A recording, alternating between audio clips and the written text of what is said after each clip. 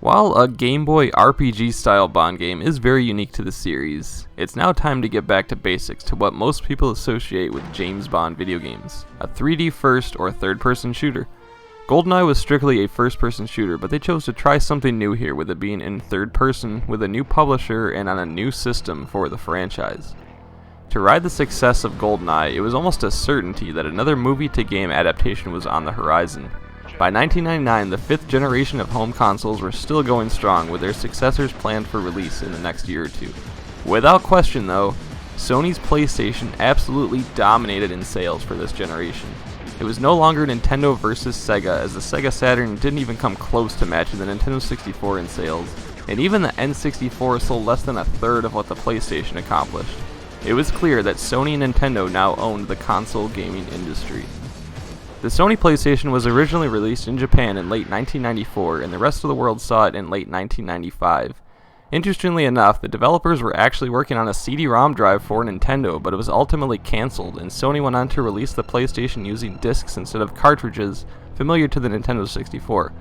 Was canceling it a mistake for Nintendo? I mean, yeah, probably. Just look at those sales numbers. PlayStation consoles still remain to be incredibly successful, as the releases of the PlayStation 2, 3, and 4 were all massive hits. As of mid-2020, the hype is real for the upcoming PlayStation 5. But by 1999, the PlayStation was well established, and the PlayStation 2 was due out the very next year.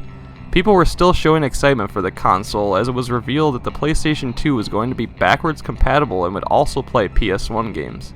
Of the top 5 best-selling PlayStation games of all time, their main cash cows were among the Gran Turismo and Final Fantasy franchises, the latter being a franchise that originated on the Nintendo.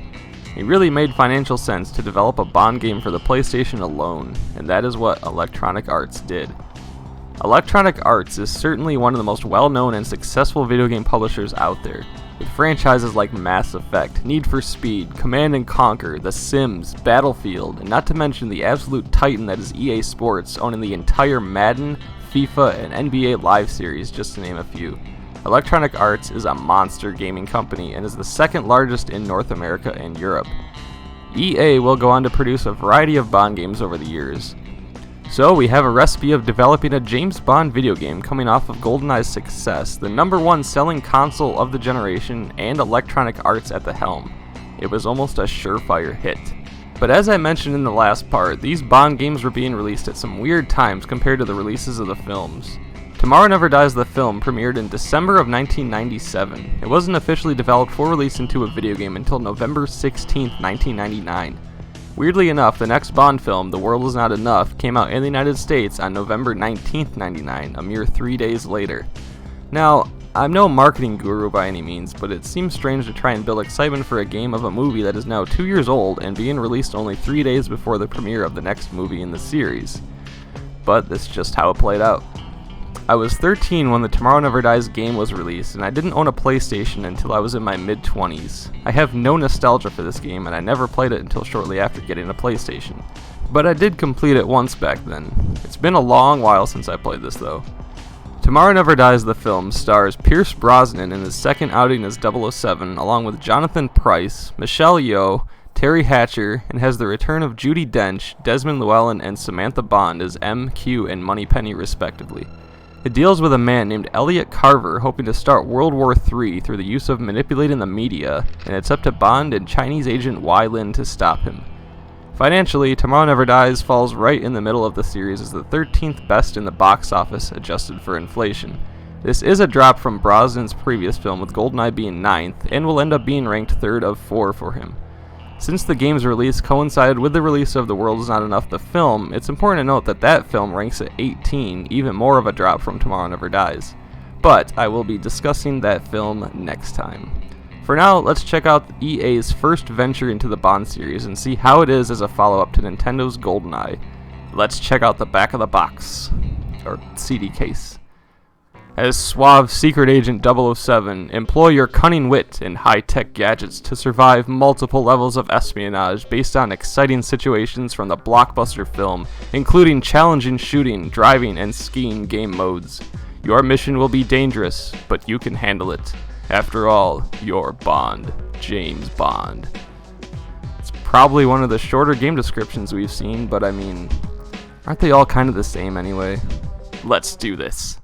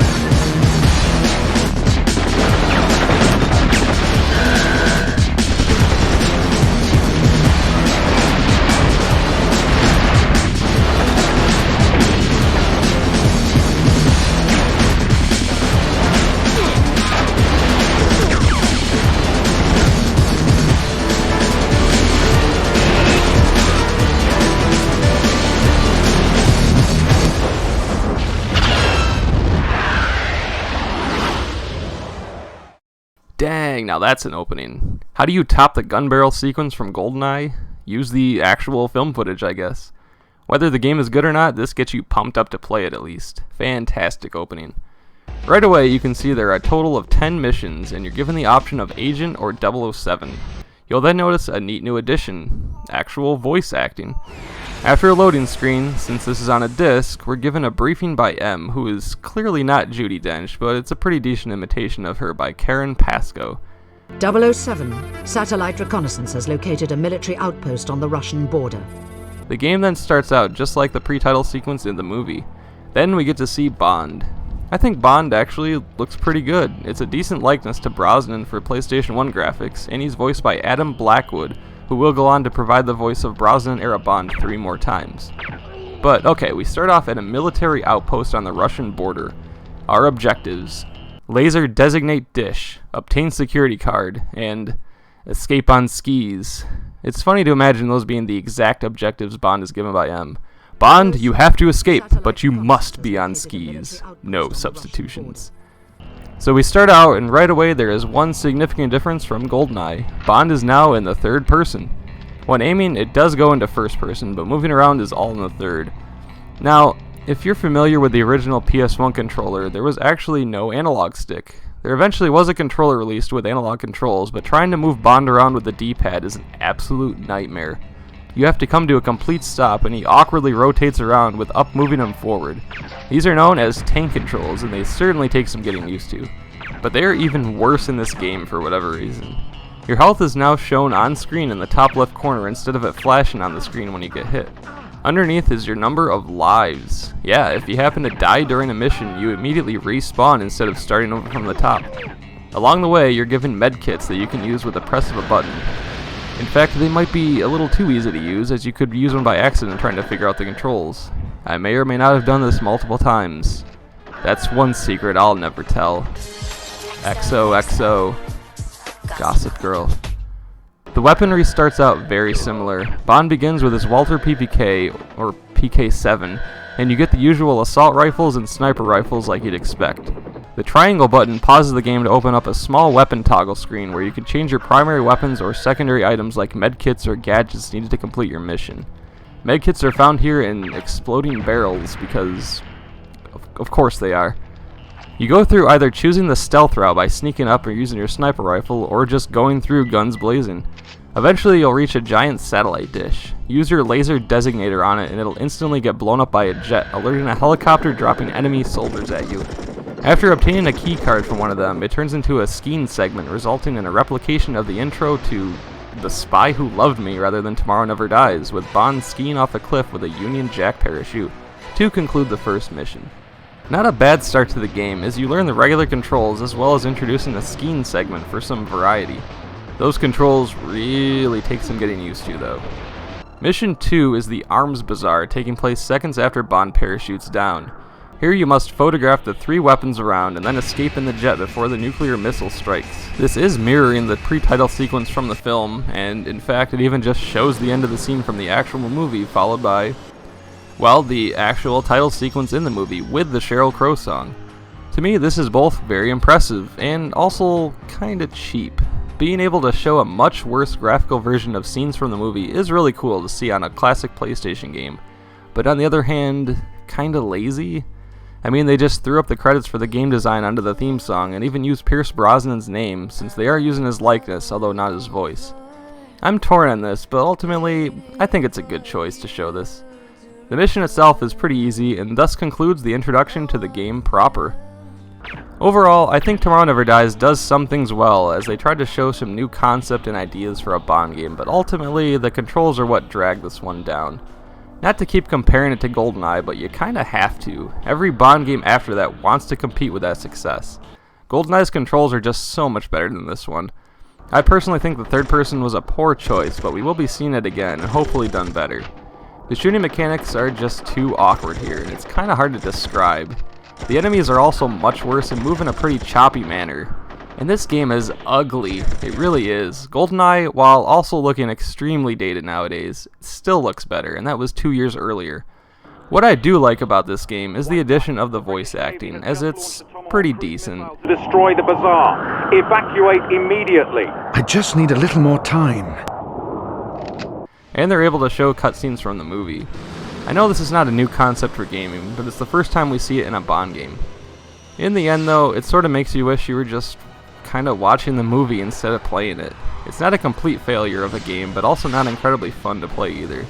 I say skip this one unless you're a collector or completionist, or you just really love Tomorrow Never Dies and you want to submerge yourself in everything TMD.